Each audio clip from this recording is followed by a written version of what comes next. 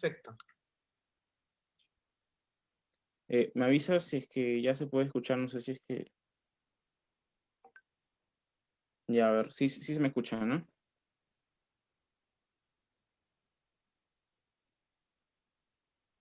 Ya, ser. No sé si es que es...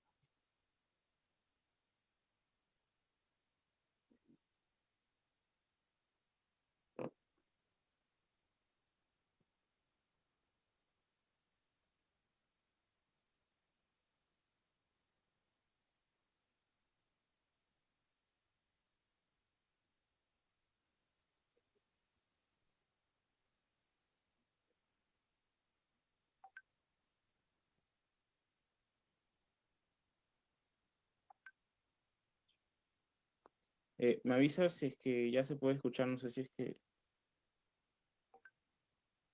Ya, a Ok, ver, sí se me escucha, ok, ¿no? empiezo en 3, 2, 1, ya. Buenas tardes con todos los miembros que están presentes en este evento. Desde USET 360 agradecemos su presencia y asistencia en este. Con respecto a la trayectoria y la importancia política del año 2021 para nuestra nación, es importante de señalar que hemos sacado una nueva sección denominada Elecciones bajo la lupa, edición bicentenario. El día de hoy nos encontramos con Adriana Tudela, quien es postulante al Congreso de la República, y en ese sentido, la entrevista girará en torno a 3 secciones. En primer lugar, estarían sus propuestas, proyectos de leyes quizá que podría tener en mente en al menos los primeros 100 días en caso de alcance curul. En segundo lugar, estarían preguntas desarrolladas por la Comisión IUS 360 en torno a actualidad jurídica y actualidad política. En tercer lugar, estarían los comentarios que nosotros vamos a seleccionar en la caja que se encuentra abajo en el presente live. Se debe recordar que los comentarios y opiniones que se puedan tener deben ser en marco siempre de respetar las ideas y sin fomentar la discriminación. Si es que vemos un comentario que se aplica y está haciendo lo contrario de lo que estoy mencionando, procederemos a realizar las acciones necesarias. Ahora doy pase a Adriana para que pueda señalar cuáles podrían ser sus propuestas, sus proyectos, en caso pueda salir como congresista. Muchas gracias, Luis Ángel, muchas gracias por el espacio, muchas gracias a IU60 también por la invitación. Bueno, me gustaría empezar explicando, ¿no? Yo tomo la decisión de postular al Congreso porque considero que durante los últimos años gran parte de nuestra clase política se ha visto enfrascada en una lucha por poder, en el marco de la cual han utilizado a nuestras instituciones como meros instrumentos para concentrar poder político, sin tener en consideración que en realidad, al ser servidores públicos, se deben a la ciudadanía. Y en este proceso han debilitado fuertemente las instituciones. Estamos ya atravesando un punto álgido en la crisis política que en realidad inició hace ya 5 años. Y la verdad es que yo considero que no solo el vínculo que debería existir entre nuestros representantes y nosotros se ha visto roto, sino que también ya vemos, digamos, a la vuelta de la esquina, una amenaza demagógica, populista y estatista. Y es eso lo que me empuja a mí a tomar la decisión de postular al Congreso, porque yo creo que si nosotros logramos implementar cambios que son necesarios en nuestro sistema, vamos a poder recuperar este vínculo que se ha visto roto y vamos a poder, digamos, volver a confiar en nuestras autoridades, volver a confiar sobre todo en nuestras instituciones, que están, como dije hace un rato, muy debilitadas. Y desde ese enfoque, yo estoy planteando 3 medidas que se pueden englobar en un eje de reforma política, que en realidad lo que busca es atender al verdadero problema que tiene nuestra democracia, que es que no existen los suficientes mecanismos de fiscalización y de rendición de cuentas para los ciudadanos. Entonces, en ese marco, estoy planteando hacer 3 cambios a nuestro sistema electoral.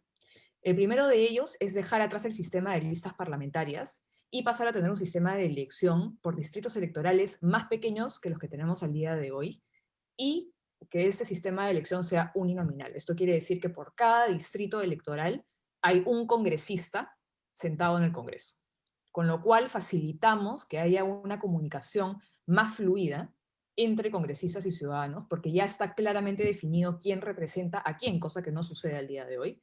Y además se le da al ciudadano la posibilidad de exigirle rendimiento de cuentas a una persona con nombre y apellido fácilmente identificable dentro del Congreso. En segundo lugar, estoy planteando renovar al Congreso a mitad de periodo, es decir, darle a la ciudadanía la posibilidad de evaluar el trabajo que están haciendo los congresistas. Lo que sucede al día de hoy es que los ciudadanos tomamos una decisión cada 5 años, y si resulta que al año o a los 2 años no nos gusta la decisión que tomamos, o nos damos cuenta que la persona que elegimos en realidad no está haciendo bien su trabajo, tenemos que quedarnos sentados y esperar a que se culmine el periodo, y el congresista en realidad no tiene que rendirle cuentas a nadie durante 5 años. Y es justamente eso lo que busca resolver la renovación del Congreso a mitad de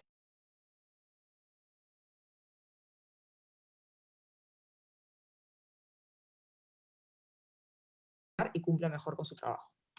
Y por último, estoy planteando volver al voto voluntario. El voto obligatorio ha generado en el fondo un incentivo perverso, le ha dado a los partidos políticos un voto cautivo. A los partidos políticos les conviene que el voto sea obligatorio, porque en realidad, como todo el mundo tiene que ir a votar, porque si uno no va a votar, es sometido al pago de una multa, y si no paga esa multa, a la suspensión de los derechos civiles, en el fondo no tienen que ofrecerle a la ciudadanía nada particularmente atractivo para que el ciudadano elija entre el partido A, B o C. Y eso se está traduciendo en partidos políticos débiles, en partidos políticos malos, en realidad mediocres, con malos candidatos, con malas propuestas. Y yo considero que si nosotros volvemos al esquema del voto voluntario, vamos a generar los incentivos correctos para que los partidos políticos hagan el esfuerzo que requiere convencer a la ciudadanía. Y además, creo también hay un asunto de principio acá, ¿no? Que es que el derecho a votar es un derecho, no es una obligación. Entonces, un derecho no puede ser ejercido bajo la coacción estatal, que es lo que está ocurriendo al día de hoy.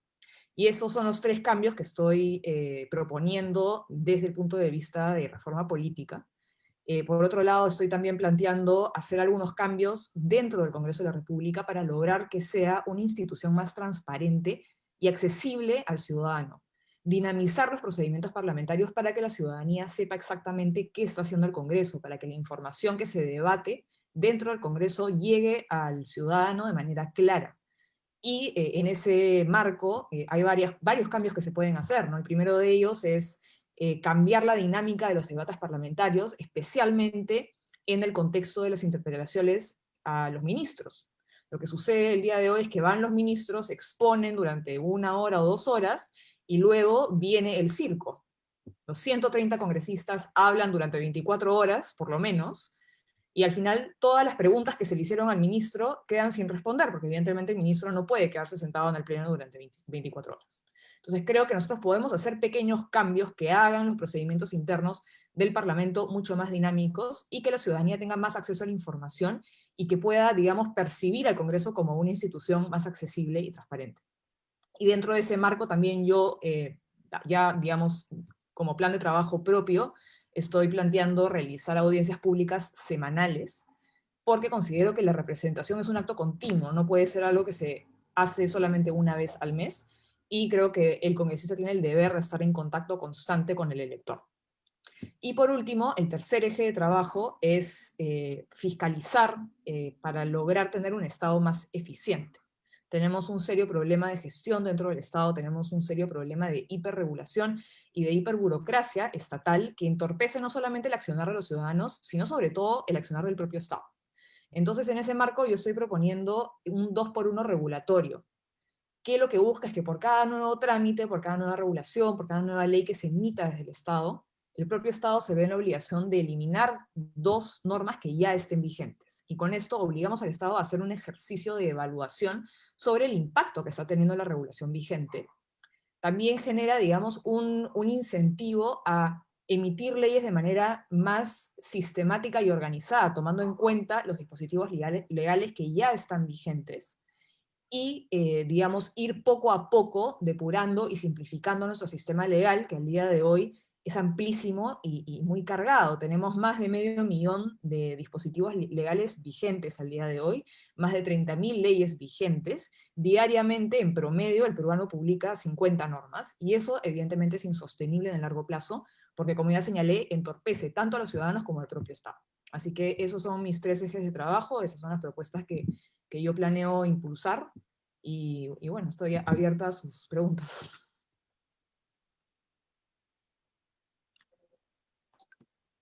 Claro, en realidad muy interesantes propuestas. Ahora, una de las preguntas que desde la comisión tenemos es con respecto justo a uno de los puntos que es el voto facultativo, que es justo lo que está proponiendo, lo que implicaría una reforma constitucional.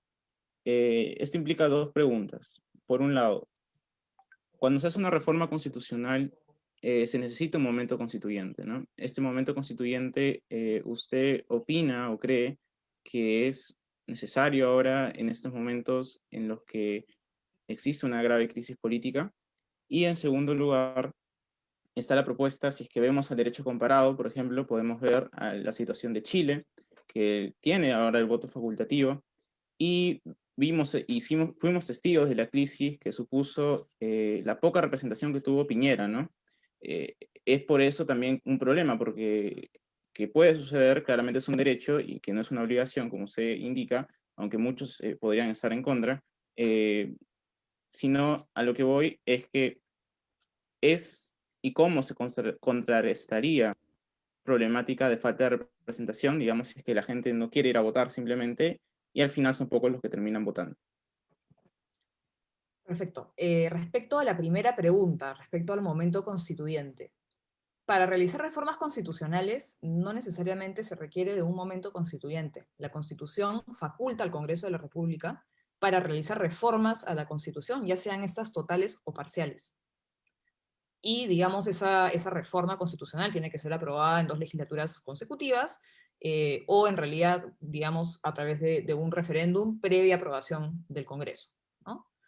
Entonces, en ese sentido, es perfectamente viable realizar reformas constitucionales sin necesidad de tener una asamblea constituyente, que es lo que proponen ciertos sectores de la izquierda, ¿no? Yo personalmente considero que no corresponde convocar a una asamblea constituyente, no solo, digamos, por un momento, no solo tomando en consideración el momento por el cual estamos atravesando, creo que estamos pasando por un momento de crisis, como tú bien señalas, que, digamos, convierte en particularmente riesgoso convocar una asamblea constituyente, implica paralizar al país por lo menos 2 años, y creo que no es el momento para hacerlo, pero mi oposición también es de principio. Yo considero que la constitución que tenemos es una constitución que nos ha llevado a un crecimiento que no ha visto precedente en nuestra historia. Creo que ha logrado sacar a millones de peruanos de la pobreza, ha logrado reducir la desigualdad considerablemente, ha logrado crear una clase media que previo a los 90 no existía. Y en ese sentido creo que no tiene ningún sentido hacer un borrón y cuenta nueva o tirar todo por la borda cuando hay ciertas cosas puntuales que pueden mejorar. Porque sí, la Constitución no es perfecta, sobre todo en el aspecto político hay muchísimas cosas que pueden cambiar. Pero creo que la forma de hacerlo es haciendo una evaluación de cuáles son esas cosas que pueden mejorar y haciendo reformas muy puntuales. No hacer un borrón y cuenta nueva y tirar 30 años de progreso por la borda. Creo que eso es irresponsable y además, digamos, no tiene ninguna justificación real más allá de las justificaciones, digamos, ideológicas que tienen ciertos sectores políticos. En ese sentido, yo creo que a quien le corresponde hacer los cambios constitucionales es el próximo Congreso de la República. Porque incluso si nosotros dijéramos, ok, vamos a convocar una asamblea constituyente, ¿para qué estamos convocando a una asamblea constituyente que en el fondo solo va a duplicar las funciones que ya va a tener el Congreso electo este 11 de abril? Sería en el fondo suplantar al Congreso de la República el hecho de convocar a una asamblea constituyente. Y en ese sentido yo considero que no corresponde ni legalmente, porque de acuerdo al marco constitucional, como ya mencioné, es el Congreso el que realiza las reformas y luego estas son sometidas a consulta popular. Digamos que someter a consulta popular una pregunta abierta, sin que exista un texto de reforma en concreto que se está sometiendo a consulta, no está en el fondo contemplado en el actual marco constitucional. Entonces, esa es mi postura respecto al momento constituyente, a la Asamblea Constituyente, y como ya mencioné, creo que las reformas se pueden llevar a cabo, y en realidad se deben llevar a cabo, en el marco del próximo Congreso de la República. Ahora, respecto al tema del ausentismo generado por el voto voluntario, definitivamente es una realidad que, digamos, no podemos ignorar. Sin embargo, creo que pensar en la democracia, concebir la democracia únicamente en función a la asistencia de la ciudadanía a las urnas, es una concepción un poco limitada de lo que es la democracia. Como ya señalé, el voto es un derecho. Yo considero que no podemos obligar a las personas a estar interesadas en política. Creo que es perfectamente válido que alguien no esté interesado en política y no quiera ir a votar. Dicho esto, creo que de todas formas el Estado tiene que garantizar el ejercicio de nuestros derechos. Tiene que garantizar que todos los peruanos puedan ejercer, si así lo desean, su derecho al voto, sin incurrir en mayores gastos, sin tener que viajar distancias larguísimas, sin tener que, digamos, paralizar sus vidas para poder ir a votar. Dicho esto, creo que la legitimidad de nuestras autoridades no puede descansar sobre el ejercicio obligado de un derecho. Porque hacerlo implicaría decir que nuestra democracia descansa sobre un mecanismo de respiración artificial que sería el voto obligatorio. Y eso no es así. Y además, creo que también el voto obligatorio no necesariamente le da más legitimidad a nuestras autoridades si no miremos la crisis política que estamos atravesando. El Congreso de la República creo que es uno de los menos representativos que hemos tenido en las últimas décadas, en realidad, y ha sido electo con voto obligatorio, todo el mundo ha elegido ese Congreso. Entonces creo que a primera vista, digamos, uno podría decir, claro, el ausentismo es un problema, pero cuando uno analiza a fondo el tema, en realidad la legitimidad de nuestras autoridades no puede descansar sobre una obligación, sobre el ejercicio obligado de un derecho. Y además también bajo el sistema de voto obligatorio, también tenemos un porcentaje bastante alto de votos en blanco o viciados, que, digamos, también le estarían quitando legitimidad a la autoridad electa, ¿no? Entonces creo que no hay mayor impacto en la legitimidad de las autoridades por el tema del ausentismo. Pero como ya mencioné, lo ideal es que la mayor cantidad de personas puedan ir a votar y puedan hacerlo de manera informada. Así que desde ese punto de vista creo que el Estado tiene que hacer mayores esfuerzos por garantizar el ejercicio del derecho libre sin que las personas tengan que incurrir en mayores costos para poder ejercer ese derecho. Y en segundo lugar, creo que, como mencioné al principio, la democracia abarca mucho más que el sufragio. En ese sentido, la reforma del voto voluntario tiene que venir acompañada de otros mecanismos que también incentiven la participación democrática de la ciudadanía. Y en ese sentido, las otras dos propuestas que yo he planteado, la de los distritos electorales pequeños y uninominales, y la renovación del Congreso a mitad de periodo, justamente, digamos, le dan más canales de participación política a los ciudadanos. Y sobre todo, reducen el costo de información de los ciudadanos. Porque con el sistema de listas que tenemos al día de hoy, solamente en Lima, tenemos que elegir entre más de 700 candidatos al Congreso. El costo para el ciudadano de acceder a la información, de informarse sobre política, de realmente fiscalizar a los candidatos que se están presentando es altísimo. Y eso es lo que está generando que muchísima gente vaya a votar sin informarse. Entonces, creo que el voto voluntario tiene que venir de otras reformas que faciliten la información del ciudadano y que promuevan la participación espontánea y voluntaria en la política.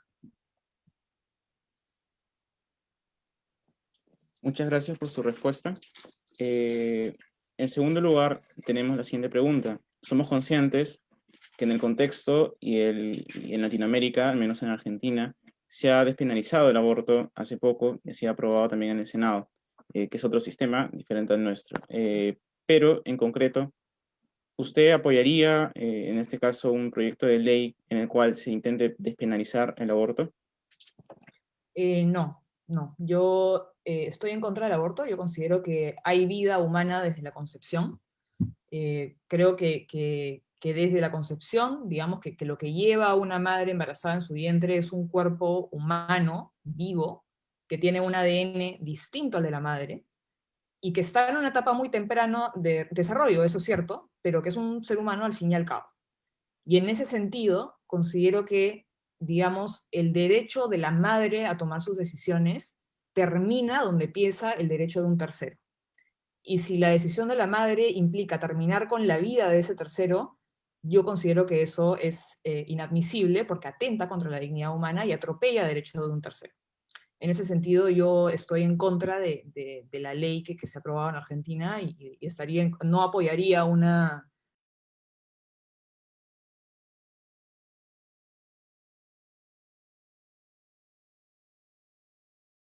Finalmente, Con respecto a los cambios, no sé si es que ha podido enterarse de la propuesta que ahora está, si no me equivoco, en las comisiones del Congreso, con respecto a unificar el sistema de aportes, ¿no? El sistema, la Ujú. AFP, y también tenemos a la ONP, que se quiere concretizar en un fondo mutuo compartido, un fondo mutuo de riesgo, y también aparte sería un fondo propio de riesgo. Pero todo esto estaría en manos del Estado y no habría privatización, en este caso, de los aportes que puede tener una persona. Es en este sentido que quisiera saber su opinión con respecto a si es que estaría de acuerdo con que simplemente en este caso, proyecto de ley. Yo considero que el proyecto de ley que está, o sea, que se ha aprobado en primera instancia en el Congreso no es positivo. En primer lugar, porque no resuelve el problema de la ONP. El problema de la ONP es justamente que tiene un sistema contributivo que genera que los aportantes no sean dueños de sus aportes. No, digamos, la ONP no es que guarda en caja los aportes que van haciendo las personas y después ellos reciben ese dinero, sino que las personas que están trabajando aportan al fondo y ese dinero va directamente a pagar las pensiones de las personas que ya están en edad de jubilación.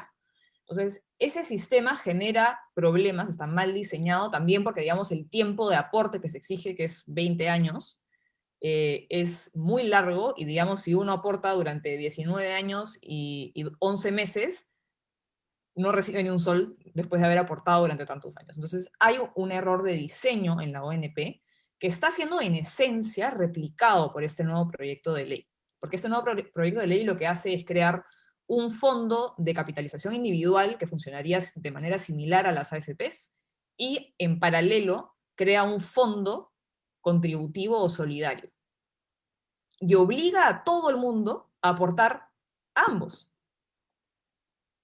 Mientras que al día de hoy, digamos, los ciudadanos pueden elegir entre si quieren ir a las FPs y tener un fondo de capitalización individual o si quieren aportar a la ONP. Este proyecto de ley parte de la eliminación de la posibilidad de elegir por parte de la ciudadanía, lo cual es negativo.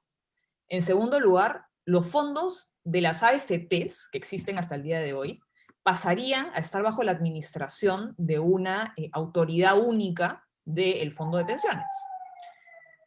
No, creo yo que no es 100% preciso decir que se está estatizando los fondos de pensiones privados.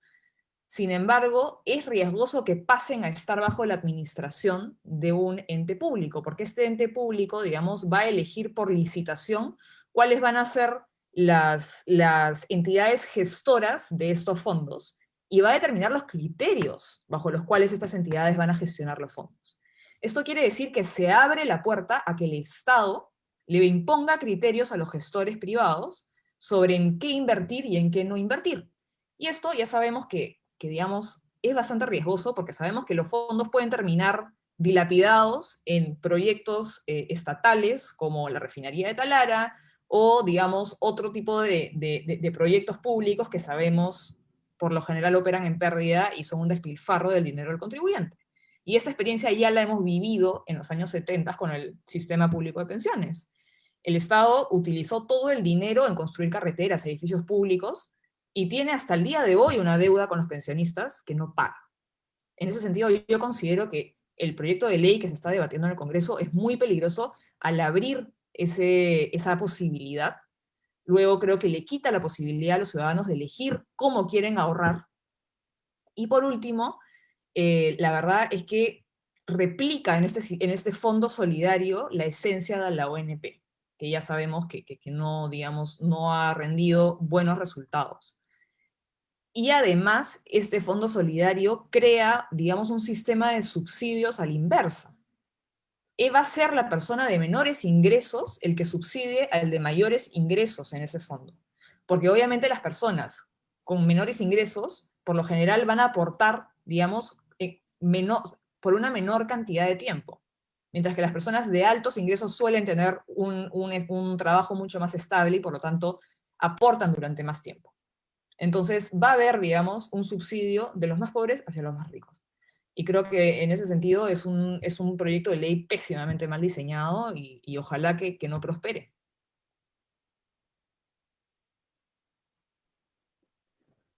Muchas gracias por sus alcances. Bueno, la siguiente pregunta sería con respecto a un tema que también es un poco polémico, qué es la legalización de la marihuana. En este caso, para fines, digamos, medicinales, por ejemplo, y con respecto a los fines recreativos también. ¿Se encuentra a favor de ambos, o solamente de uno, o de ninguno? No, yo estoy a favor de ambos usos. Estoy a favor del uso medicinal, estoy a favor del uso recreativo también. Creo que no hay, digamos, mayores fundamentos científicos para permitir el consumo del alcohol y el tabaco, por ejemplo, y no permitir el uso del cannabis. Creo que no hay, digamos, ninguna evidencia de que los efectos del cannabis sean más dañinos para la salud que el del alcohol y el tabaco.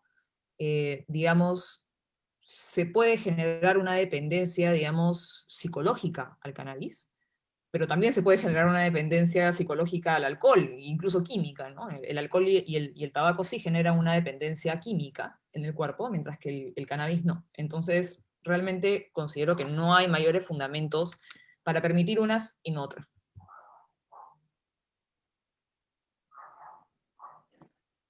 Correcto. A lo largo de las protestas en el marco de noviembre, y claramente organismos internacionales y también el Ministerio de Interior ha sindicado a un uso excesivo de fuerza por parte de la Policía Nacional de Perú en aquellas. Y es en este sentido que la pregunta siguiente es si es que usted propondría algún cambio, ¿no?, a la ley orgánica de los policías, o de repente modificar algo con respecto a su institución misma, ¿no?, su organización. A ver, respecto a las protestas, quiero partir diciendo que el derecho a la protesta es un derecho fundamental y es un derecho totalmente legítimo y está necesario en una democracia. Creo que estas protestas siempre se tienen que dar dentro de los límites de la ley y dentro de los límites constitucionales. Digamos, no se puede utilizar la violencia para ejercer presiones políticas en una democracia, porque eso implica pasar por encima de los resultados obtenidos a través de los mecanismos democráticos. Es saltarse la valla y, digamos, tratar de conseguir resultados a través del ejercicio de la violencia cuando uno no ha podido conseguir esos resultados a través de los mecanismos que la democracia nos da. En ese sentido, creo que, como ya señalé, es legítimo que se proteste, pero esas protestas se tienen que realizar de manera pacífica y sin incurrir en actos, digamos, criminales como el bloqueo de carreteras, como cobrar cupos para circular carreteras, quemar ambulancias en plena pandemia, digamos, causar lesiones en terceros. Creo que son todos esos actos que son delictivos y que sí ameritan que sean, digamos, reprimidos por la policía.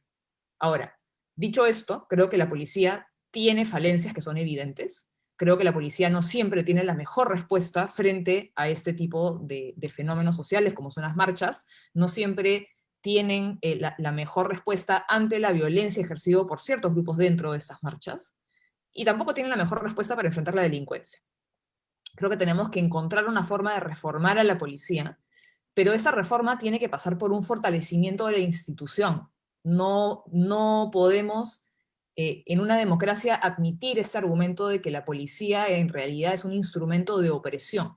Eso no es así. La policía tiene el rol de aplicar la ley y garantizar el orden y hacer que nuestros derechos no se vean, digamos, violados por terceros que a través de la violencia, a través del quebrantamiento de la ley, pretenden atropellarnos. Entonces, toda reforma de la policía tiene que buscar su fortalecimiento, tiene que garantizar que ellos puedan cumplir sus funciones de manera óptima. Y en ese sentido, desde Avanza País lo que nosotros proponemos es una reforma con un especial enfoque en inteligencia y en estrategia, para lograr tener una policía que sea más técnica y académica a la hora de enfrentar la delincuencia, y digamos que logre no solo, digamos, capturar a los delincuentes una vez que el acto criminal ya ocurrió, sino que logre prevenirlo también. Y en ese sentido tenemos que dotar a la policía tanto de los recursos tangibles como intangibles que necesitan para poder cumplir su función de mejor manera, y sobre todo capacitarlos para que puedan enfrentar este tipo de protestas sin incurrir, digamos, en excesos de la fuerza.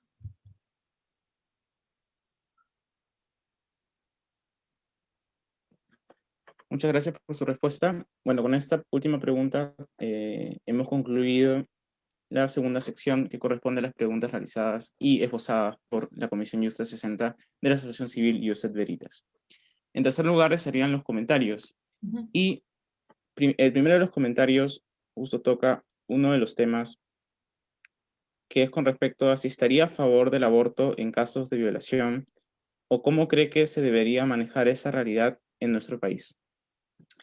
A ver, en primer lugar quiero decir que las mujeres, digamos, que resultan embarazadas como producto de una violación, atraviesan una situación sumamente difícil, un drama humano que, digamos, como sociedad tenemos la obligación de atender. Creo que los esfuerzos del sector público deben estar enfocados en darle el apoyo que necesitan estas jóvenes, estas mujeres, para que puedan, digamos, no ver sus proyectos de vida truncados. Como yo ya señalé al principio, mi postura es que hay vida desde la concepción. Entonces, yo no podría admitir que se permita el aborto en casos de violación, porque hacerlo implica decir que la vida humana solo tiene valor en función a si es producto de un acto consensual o no. Si solo tiene valor en función a si es querida o no por su madre. Eso considero es inadmisible, sería incoherente de mi parte sostener, digamos, esa postura.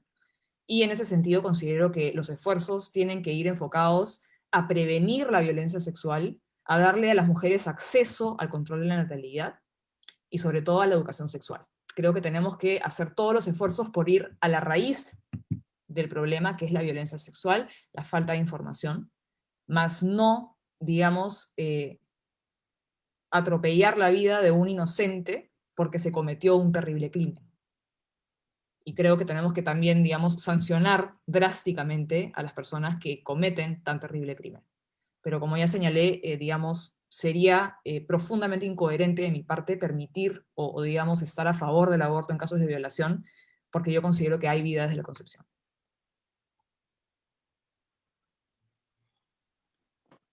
Correcto.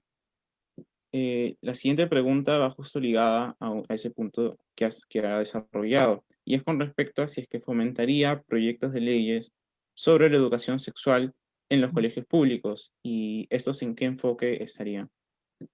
Bueno, yo considero que la educación sexual es absolutamente esencial y creo que se tiene que promover una educación sexual desde un enfoque lo más objetivo y científico posible. Creo que hay que darle a los jóvenes toda la información disponible, y en ese sentido, digamos, yo apoyo que haya educación sexual en la educación pública y, bueno, en la privada también.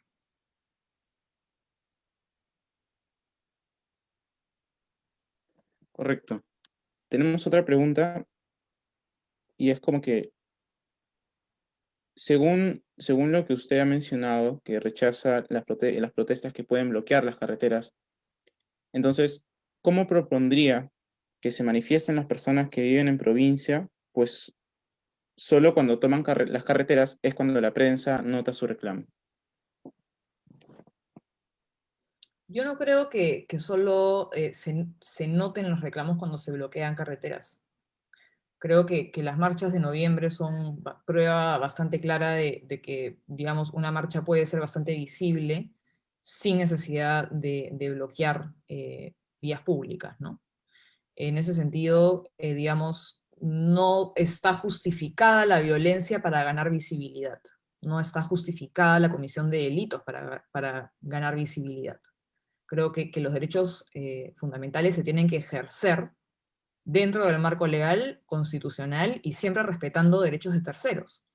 Entonces, cuando se bloquea una carretera, se cobra cupos para transitar por esa carretera, se está afectando derechos de terceras personas que tienen derecho a transitar libremente por el territorio nacional. Entonces, digamos, no me parece que esté justificado cometer delitos para ganar visibilidad.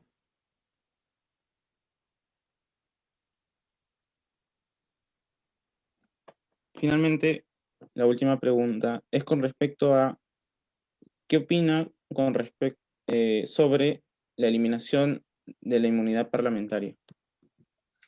A ver, creo que es necesario restringir la inmunidad parlamentaria. Yo considero que es necesaria en cierta medida.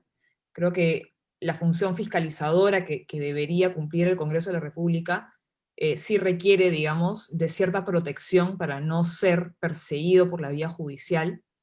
y en ese sentido creo que debe existir inmunidad parlamentaria, pero mucho más restringida de que la que hemos tenido durante estas décadas, ¿no? Creo que la inmunidad parlamentaria ha estado legislada de manera muy amplia.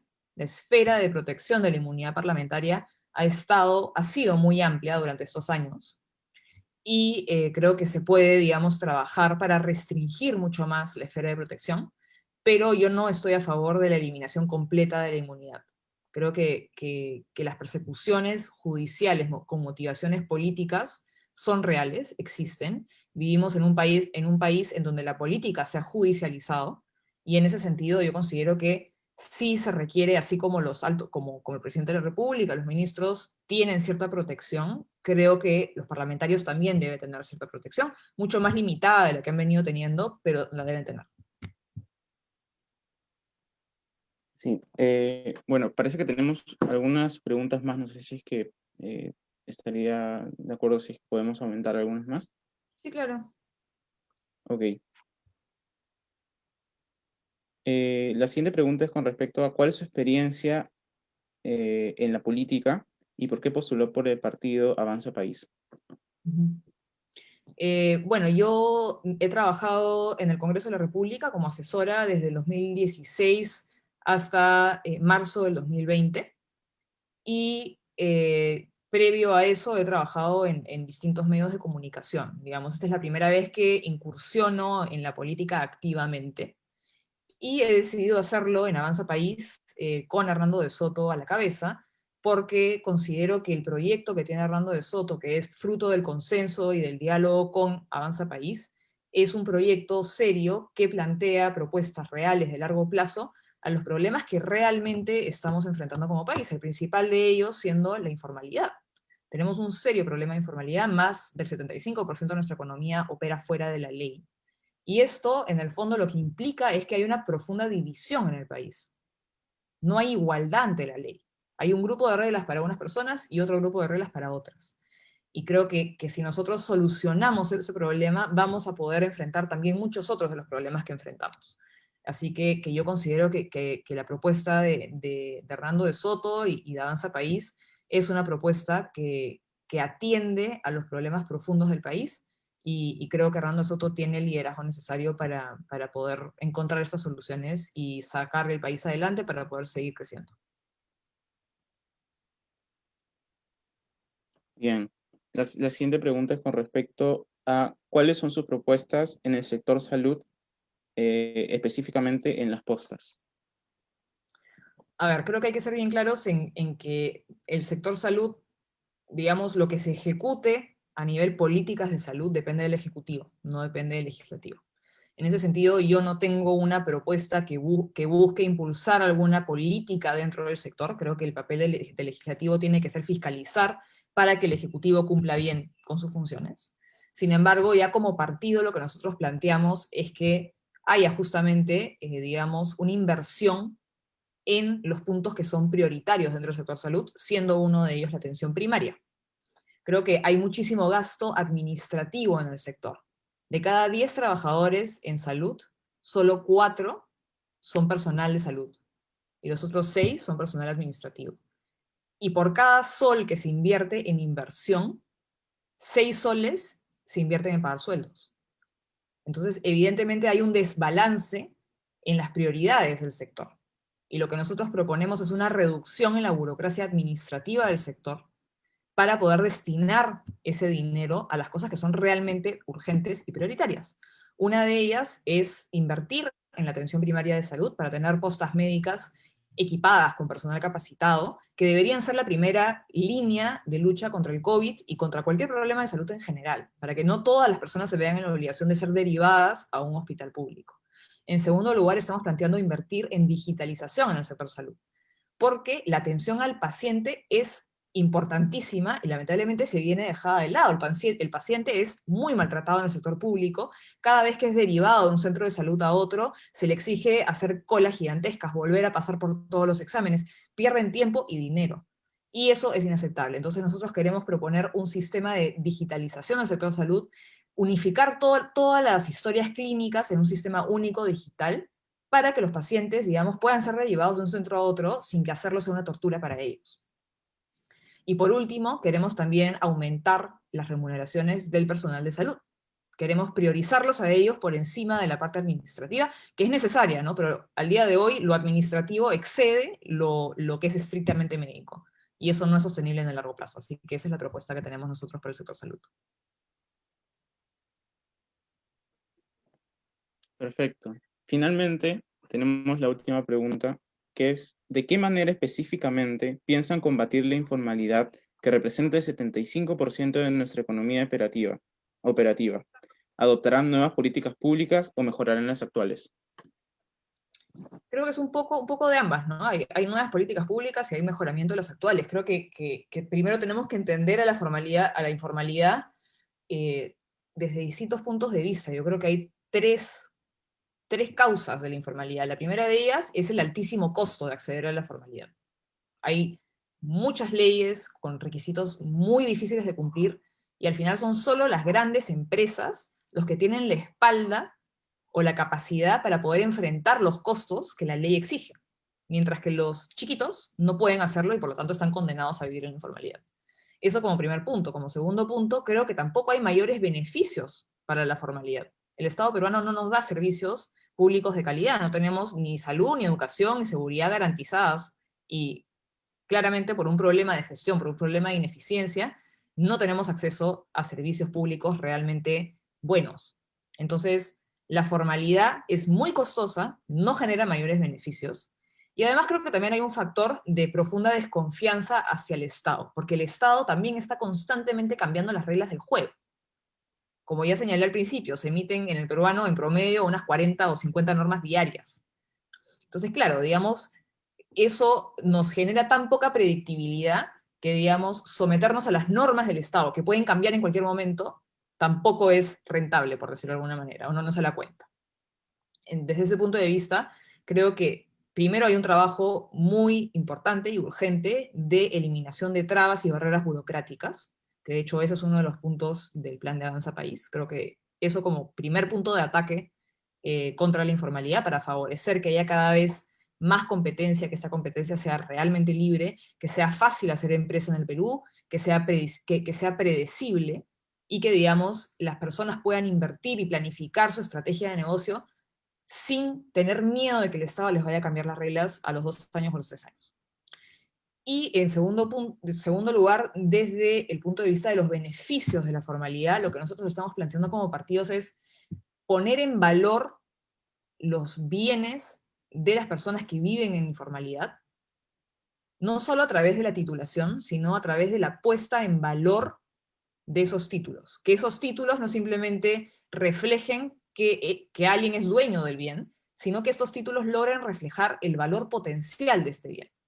Eso a través de un sistema de certificaciones que cumplan con estándares internacionales y que logren, digamos, reflejar el valor del bien, no solo en el Perú, sino también a nivel internacional, digamos, convertir estos títulos de propiedad en títulos valores, cumpliendo estándares internacionales, que le logren dar a las personas acceso al crédito.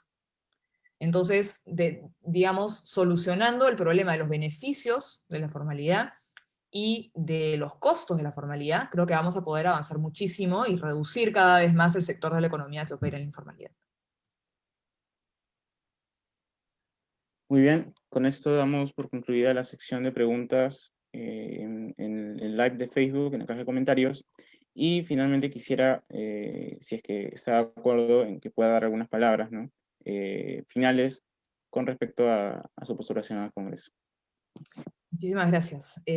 Bueno, creo que estamos, como dije al principio, atravesando un punto álgido en nuestra historia política. Creo que estamos jugándonos mucho en esta próxima elección.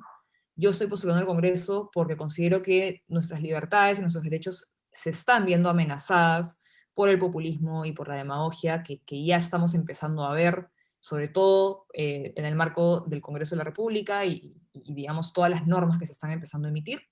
Entonces yo estoy postulando al Congreso porque quiero defender un set de ideas muy claro. Yo creo en la libertad personal, creo en que nuestros derechos fundamentales no pueden ser restringidos por el poder político. Creo que el poder político tiene que ser limitado, y para eso existen esas instituciones, para limitar el poder político. Y quiero postular al Congreso para defender nuestras instituciones, para defender la idea de que el poder político tiene que ser limitado, y que eso es la única garantía que tenemos para el ejercicio libre de nuestros derechos.